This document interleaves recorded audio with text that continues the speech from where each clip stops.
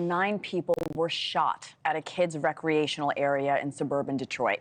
Police say a still unnamed 42-year-old man pulled up in a car, got out, and started firing into a crowd filled with parents and kids.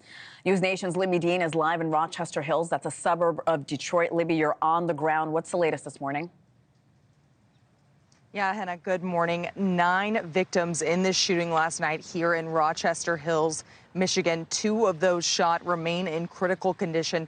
A 39-year-old mother as well as her 8-year-old son remain in critical condition this morning. Now, that mother and son also, that mother having another son on the scene, 4 years old, also hit in this shooting last night, who is in stable condition. But that family of 3, obviously a brutal night out here last night. Now, the age range of these victims is actually large. It's that 4-year-old to a 78-year-old who was hit here on scene. And really, this chaos all started at 5 in the afternoon here at the splash pad behind me. Now, witnesses say a man drove up to the splash pad, pulled out 2 handguns, and fired at least 28 times, reloading multiple times during that. Now, he fled the scene in no rush, is how officers described it to me. Now, that shooter, then that suspected shooter, was traced back to a mobile home park in neighboring Shelby Township, where police found him dead from a self-inflicted gunshot wound. Also inside that mobile home, which officers say is the suspected shooter's mother's home, was a loaded AR-style rifle on the kitchen table, which could have been used in what they called a potential, and I'm quoting here, second chapter.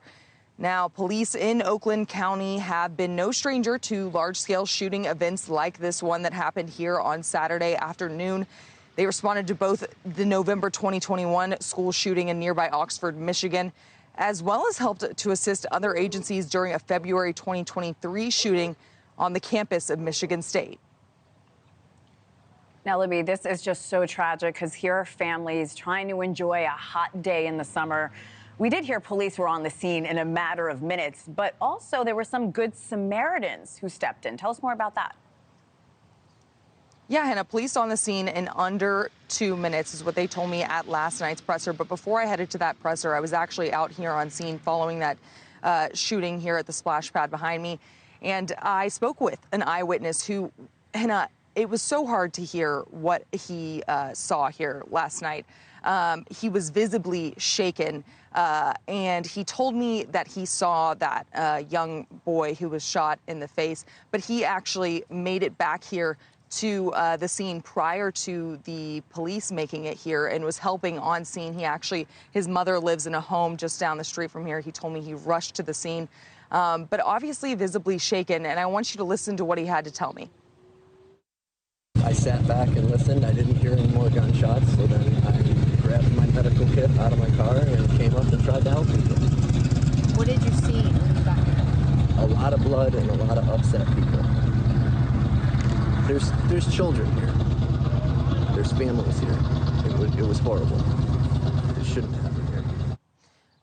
Obviously shaken there, Hannah, and a tragic scene here in Michigan. Understandably shaken. And Libby, we're hearing we have a statement from officials this morning. What are they saying about what happened? Yes, we do. We had a lengthy presser from them last night, and we heard a lot of updates here.